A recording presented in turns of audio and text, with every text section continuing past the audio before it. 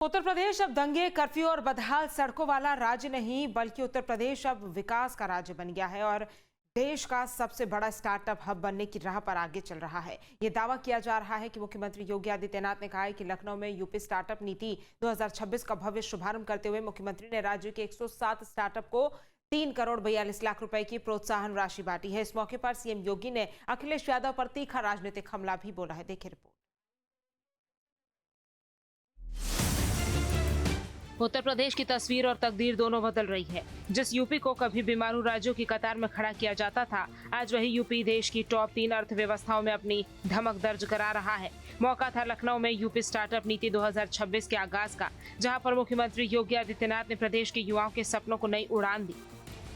जितने भी स्टार्टअप्स यहाँ पर आए हैं डीप टेक के क्षेत्र में, जिन्होंने अलग अलग सेंटर ऑफ एक्सीलेंस विकसित कर रहे हैं, उन सबका भी मैं आह्वान करूंगा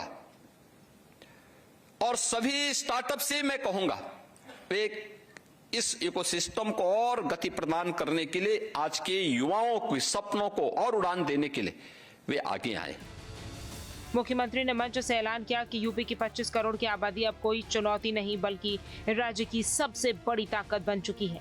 पिछले 9 सालों में उत्तर प्रदेश की अर्थव्यवस्था और प्रति व्यक्ति आय में 3 गुना का भारी इजाफा हुआ है। सीएम योगी ने साफ किया है कि जब तक राज्य की कानून व्यवस्था मजबूत नहीं होती, तब तक विकास की कल्पना बेमानी है।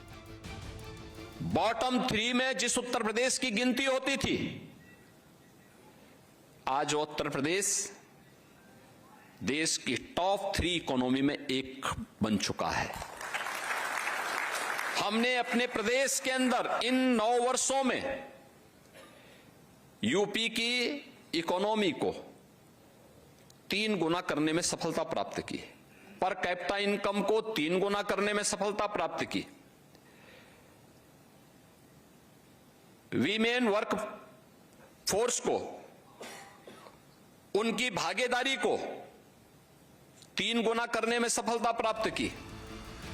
इस विकास गाथा के बीच मुख्यमंत्री योगी आदित्यनाथ ने समाजवादी पार्टी और अखिलेश यादव को आड़े हाथों लिया। मुख्यमंत्री ने 2 टूक शब्दों में कहा कि समाजवादी पार्टी के पास न तो प्रदेश के विकास का कोई विजन है और न ही उनके एजेंडे में कभी गरीबी और गरीब का मुद्दा रहा। योगी ने दावा किया कि सूबे की जनता आने वाले चुनावों में सपा का पूरी तरह से सफाया करने के लिए तैयार बैठी है। यूपी के बारे में आम जन की मान्यता थी कि पर्व और त्योहार के पहले, उत्सव आने के पहले कोई उपद्रव प्रारंभ हो जाए, जहां स्कूल, कॉलेजेस, मार्केट महीनों महीनों बंद रहते थे। कर्फ्यू के साये में आम जन को जीने के लिए मजबूर होना पड़ता था। आप अनुमान कर सकते हैं क्या स्थिति रही होगी उस समय।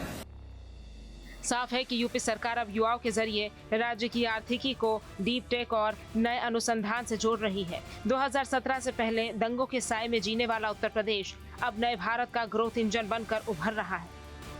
इतनी संभावनाएं आपके पास उत्तर प्रदेश के अंदर हैं, अलग अलग फील्ड में, अलग अलग क्षेत्र में, उतनी संभावनाएं आपको देश और दुनिया के अंदर कहीं नहीं प्राप्त होंगी।